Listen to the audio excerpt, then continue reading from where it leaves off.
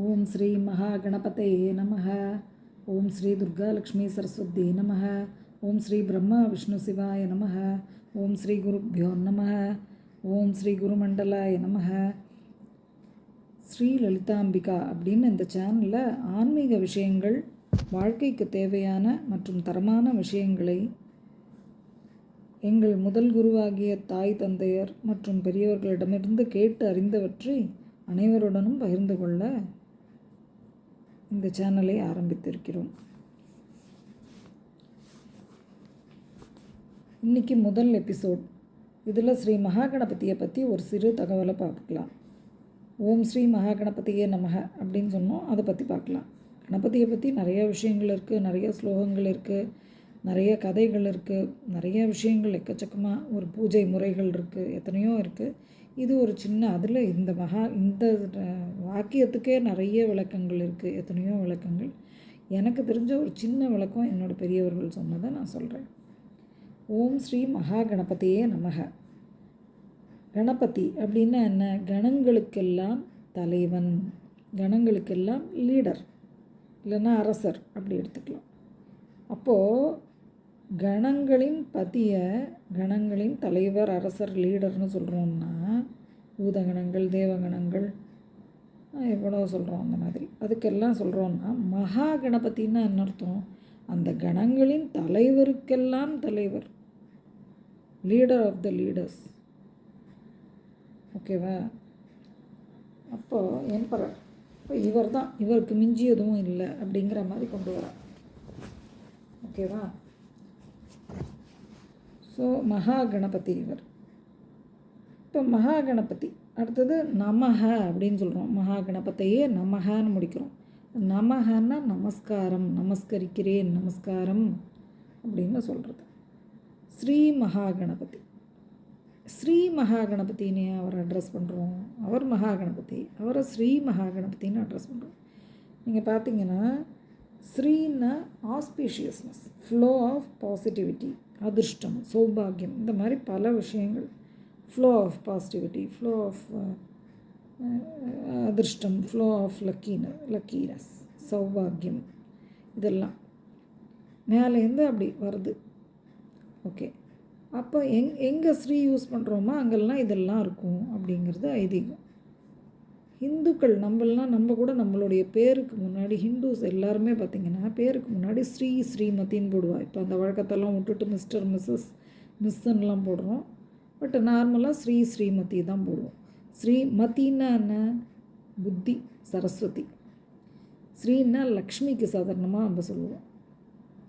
So Sri Srimathi, மாயைக்கு தொடர்பு இருக்கிறது மகாலட்சுமி.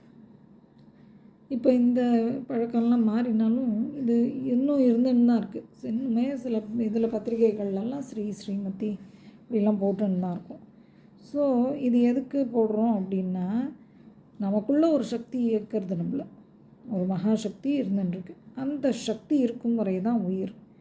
ஸோ அந்த சக்திக்கு முன்னாடி அது எந்த சக்தியாக இருந்தால் நல்லது, நம்மளுக்குள்ள ஆஸ்பீஷியஸ்னஸோட, அதிர்ஷ்டத்தோட, பாசிட்டிவாக இப்படிலாம் இருந்ததுனா தான் நல்லது, மங்களகரமாக இருக்கணும். அது தப்பாக இஷ்டத்துக்கு வாழக்கூடாது, நல்லா வாழணும். அப்போ தான் அதுக்கு ஒரு நல்ல ஒரு இது கிடைக்கும், ஐடென்டிட்டி கிடைக்கும். ஸோ அப்படி வாழற ஒரு சக்தியை தான் நமக்கு பிடிக்கும். அதை தான் பகவான்னு நம்ம சொல்கிறோம், கடவுள்னு சொல்கிறோம். அதனால் ஒவ்வொருத்தருடைய பேருக்கும் முன்னாடி ஸ்ரீன்னு நம்ம போடுறோம். நிச்சயமாக இது பகவான் தான் அப்படின்னு நம்புகிறோம் நம்ம. அதுதான் ஹிந்து மதத்தோட ஒரு பெரிய விஷயம். அதுதான் ஹிந்து மதத்தில் இருக்கிறதே. எல்லாருக்குள்ளேயும், எல்லா வஸ்துக்களுக்குள்ளேயும், எல்லா உயிரினங்களுக்குள்ளேயும் பகவானே தான் இருக்கார் அப்படிங்கிறது. ஸோ இப்போ பார்த்திங்கன்னா நம்ம பேரெல்லாம் பாருங்கள், மண்ணாங்கட்டி, மன்னாரு, நாராயணன், இதெல்லாம் கூட பார்த்திங்கன்னா கடவுளோட சம்மந்தப்பட்ட பேராக தான் இருக்கும். மண்ணாங்கட்டி பிருத்திவி தத்துவத்தில் இருக்கிற பேர். மன்னாரு மண்ணும் ஆறும், பூமி மற்றும் நீர் தத்துவம். நாராயணன் பூமிக்கு அரசன், மாயையின் மன்னன். ஈஸ்வரன் அனைத்துக்கும் தலைவன். நமச்சிவாயன் வணக்கத்துக்குரிய தலைவன். கங்கம்மா ஜல தத்துவம். குப்பம்மாள் பூமி மற்றும் காற்று தத்துவம். ஸோ இந்த மாதிரி பேர் வைக்கிறது. அப்போ இது எல்லாருக்கும் முன்னாடி எப்படி போடுவோம் நம்ம? ஸ்ரீ ஈஸ்வரன், ஸ்ரீமன்னாரு, ஸ்ரீமதி கங்கம்மாள், ஸ்ரீமதி குப்பம்மாள், இப்படி தான் நம்ம யூஸ் பண்ணுவோம். ஸோ என்னென்னா எல்லாரும் கடவுள், அவங்களுக்கிட்டையும் ஆஸ்பீஷியஸ்னஸ் எல்லாமே இருக்கும், நம்மக்கிட்டேயும் இருக்கும். நம்ம அவங்களோட பேசினா அவங்க நம்மளை காப்பாற்ற முடியும். அதே மாதிரி அவங்க நம்மக்கிட்ட வரும்போது நம்ம அவங்களுக்கு சப்போர்ட்டிவாக இருக்க முடியும். அதே நேரத்தில் எப்படி கடவுளில் வந்து பற்று இல்லாமை அப்படிங்கிறாங்க, அந்த மாதிரி அவர் வாழ்க்கையை வரட்டும், நம்ம போய் அவங்கள டிஸ்டர்ப் பண்ண மாட்டோம். அதே மாதிரி நம்ம வாழ்க்கையை வாழ்வோம், அவங்க நம்மளை வந்து டிஸ்டர்ப் பண்ண மாட்டாங்க. இதுதான் தத்துவம். ஓம் என்பது பிரணவம். இப்போது இது வரைக்கும் நம்ம ஸ்ரீ மகாகணபதியை நமக பார்த்துட்டோம். நெக்ஸ்ட்டு ஓம். ஓம்லேருந்து தான் லோகமே உருவானதாக சொல்கிறோம். ஓம்ங்கிற சவுண்டு, அதுலேருந்து தான் லோகம் உருவானதாக சொல்கிறோம். ஸோ கடவுளை நமஸ்கரிக்கும்போது, பகவானை நமஸ்கரிக்கும்போது, கடவுளை எந்த கடவுளாக இருந்தாலும் ஓம் ஸ்ரீ அப்படின்னு சொல்கிறோம். ஓம் ஸ்ரீ மகாகணபதியே நமக. ஓம் ஸ்ரீயை சேர்த்துக்கிறோம். சரி, இப்போ எல்லாத்துக்கும் தலைவராக இருக்கார், மூலப்பொருளாக இருக்கார். இவருடைய கட்டுப்பாடில் என்ன எப்படி இருக்குது மகாகணபதியோட கட்டுப்பாடில்னு பார்த்தாக்க, இவர் மகாகணபதி கணங்களுக்கெல்லாம் தலைவனாய் ஸ்ரீயுடன் கூடியவராய் ஓம் உள்ளவராய் இருக்கிறதுனால இவர் கூட இன்னும் கூட கணங்களின் பற்றியாக இவர் இருக்கிற போது அவர் கூட இருக்கவை சித்தி, புத்தி, சுபம், லாபம், சந்தோஷம், இவையெல்லாம் அவர் கூட தானாகவே அவருடைய கட்டுப்பாடில் வந்துடும் அப்படின்னு ஒரு ஐதீகம். அவருடைய கட்டுப்பாட்டில் இருக்குது அப்படின்ட்டு. அப்போ நம்ம எப்படி அதை வணங்குறோம், நமக்கு எப்படி அதை சொல்லி கொடுத்துருக்காங்கன்னா, மகாகணபதியோட மனைவிகள் வந்து சித்தியும் புத்தியும், அப்புறம் அவருடைய மகன்கள் சுபனும் லாபனும், அடுத்தது மகள் சந்தோஷி, இப்படி சொல்லி கொடுக்குறோம். ஓகே, இந்த உருவம், மனைவி, மக்கள் இதெல்லாம் காமிச்சா எதுக்காக இப்படி காமிச்சிருக்கா, எதுக்காக மனைவி, மகன், மக்கள்னு காமிக்கிறா அப்படின்னா, நம்மளுடைய ஆழ் மனசுக்கு எல்லாமே புரியுமா. நமக்கு அது புரியல, என்னன்னு தெரியல, இந்த தத்துவம்லாம் எதுக்காக சொல்லியிருக்கா, எப்படி சொல்லியிருக்காங்கிறது தெரியல. ஆனால் பெரிய பெரிய ரிஷிகளுக்கு அவளுக்கு அவள் மனசில் தோணி, அது பிரம்ம ரிஷிகள்லாம் கடவுளே வந்து பிரம்ம ரிஷிகளுக்கு சொன்னதுனால தான் அவளுக்கு பிரம்ம ரிஷிங்கிற பட்டம்.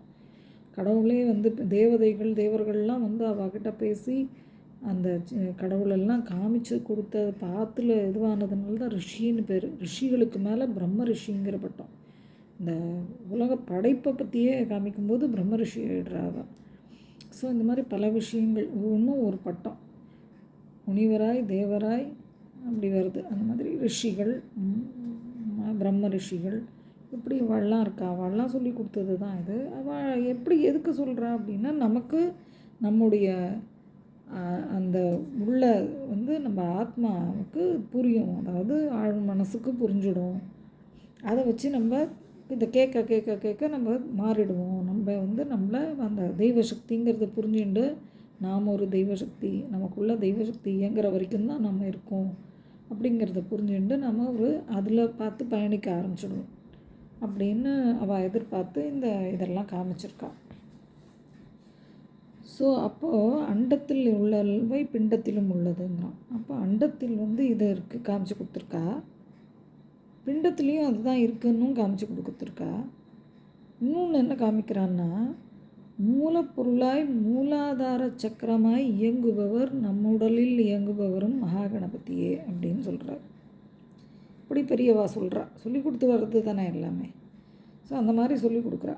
அப்போனா என்ன அர்த்தம், மூலாதாரமாய் மூலச்சக்கரமாய் நமக்குள்ளே இருக்கார்.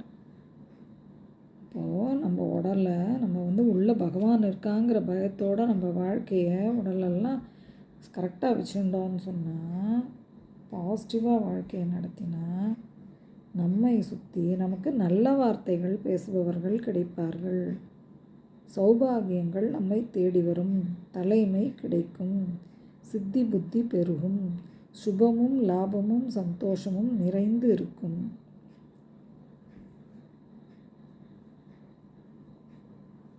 இதுதான்.